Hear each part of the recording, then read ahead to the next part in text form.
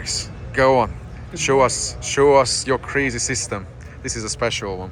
This is a rather plain system. It's not complex, and it's meant to be a daily driver. I Right. drove 1,400 miles to get here and enjoyed every minute of it. There's a pair of subwoofers, one here and one there, facing each other, so mechanically the vibration cancels out. There's a pair of JL audio amplifiers, which is where all of the amplification and all of the signal processing is performed.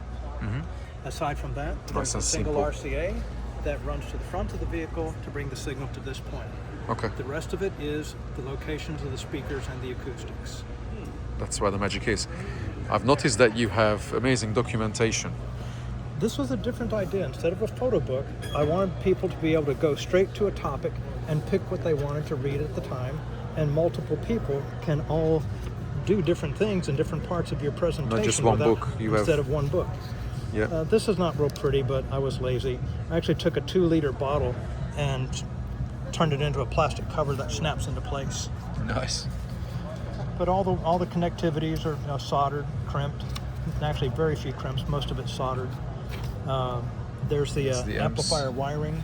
The problem with the JL audio amp is that their connectors, if you put a load on them, they will change their shape and end up with intermittent channels. So you have to always make sure that these wires are all very well supported.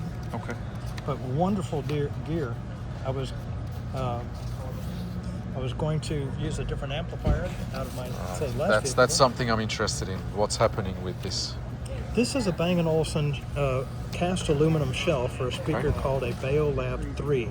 Normally a single active driver and 2 passive radiators with a tweeter on the top. And in this enclosure, these speakers will play solidly down to 30 hertz. But yet it's like a 3.5-inch active driver. Almost a centimeter of X-Max each direction, handling 80 watts with a resonant frequency of about 75 hertz. Wow. And having it plays down to 30. And in the enclosure with the passive radiator, it plays solid down to 30 hertz. So what did you use it for? I wanted it in my car. So I used it as a mid-range. There was actually one year where I competed at finals, and this mid-range actually played down to 50 hertz and before it handed over to the subwoofers. Wow. Eventually, I added a pair of Focal 13KS mid-basses to the bottom of the doors.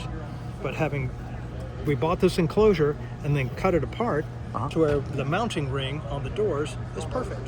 We did not have to make that. We just simply bought it and painted it and integrated it with the rest of the doors.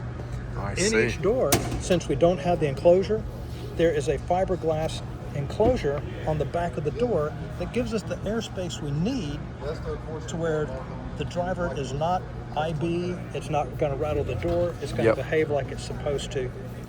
But of course, there's still plenty of damping material. And there's the Focal 13KS. And then when it's assembled, see it from close in the cabin. Yep. What is this one doing then? That is the first step in combating reflections that I've been working on for years. I hear timing and I hear reflections very easily. And listening to a female voice, if there's a sibilance, I could hear it in my right ear, and then I would hear it improperly in my left ear. Okay. And I found that putting this baffle here greatly helped. So I've actually done other things acoustically as well. So this is some absorber inside of it? Okay. It is, since it's absorptive foam. And on the top of each one of the tweeters, there is a piece of Basotec. There's the original Bang & Olufsen tweeter assembly. And it's actually a reflector, not a lens. The whole idea is to have the sound come up and hit that reflector and then spread throughout the vehicle. And it works very effectively as that. What are we looking for? So there it is, finished. But this turned out to be too far back. We had acoustics problems. We could measure it with a time alignment to where there was an original arrival, and very quickly after it, there was the two easy arrivals. And you see that reflection from the top of the tweeter? Light and sound are very easily the same thing. So if you hear this, you're going to hear this almost immediately after. So that's why we had to move it further away from the windshield to separate those and put a piece of Basotec foam on top of the driver to control edge diffraction. Okay, I think it's time to jump in, and then we can look at things and explain the rest over there. Because we want to see it, not just from the pictures, but okay, this is what we are talking about now. that you have this piece foam, soft all around. I see. And then you have speaker cloth all over it to hide it. It's actually a pantyhose. That Okay. way it's seamless. Yep, nice. That's your mid-range. There you go.